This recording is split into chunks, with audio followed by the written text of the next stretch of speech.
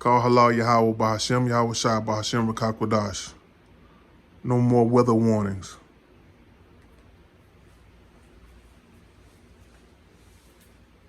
National Oceanic and Atmospheric Administration says tomorrow it will stop providing data from a defense satellite program known for helping to track hurricanes and monitor global conditions. The agency's internal notice says service changes are behind the decision to end data ingestion. The satellite system has been in use for decades as a tool for forecasting. The Department of Defense abruptly shutting down its satellite data delivery program, and it's sending meteorologists scrambling. Are going to be cases this year when certain warnings are delayed because of this. It might mean that evacuations get delayed because of this. And you could lose lives because of this. This is a huge deal, especially when you consider the fact that we are just getting into hurricane season. We haven't even reached the peak of hurricane season. The forecasters say they are extremely concerned.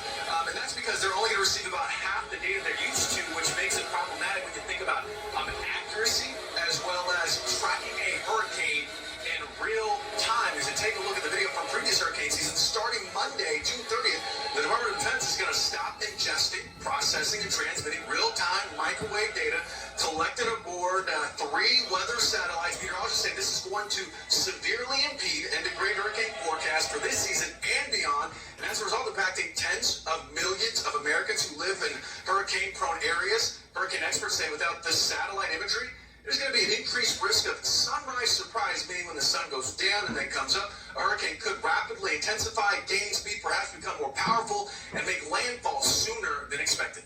Big breaking news right now. Former head of the NOAA, Richard Spinrad, has come out publicly and stated that he's convinced that the Trump and Musk Doge staff cuts to FEMA are directly tied to the catastrophic events from the Texas flood. Spinrad says that after a forecast is issued, there's usually a warning coordination meteorologist who makes sure to coordinate with people on the ground to ensure that they're safe. But that was one of the positions that was vacant thanks to Musk and Trump. I am convinced that the staff cuts that we saw were a contributing factor to the inability of the emergency managers to respond.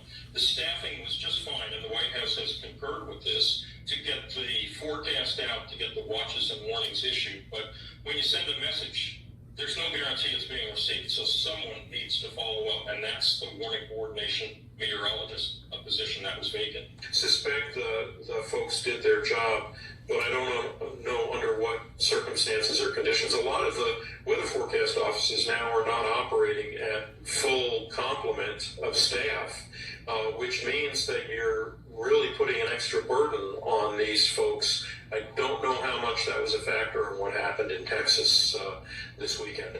Pick your favorite football team, and now imagine that team has, instead of 11 players, has 8 players. They're going to lose. No matter how good they are, they can't do the job of the full team. And that's what's happening at NOAA. Is these are outstanding scientists, wonderful technicians, terrific policy folks. But if we don't have enough of them doing the job, then something falls off the table.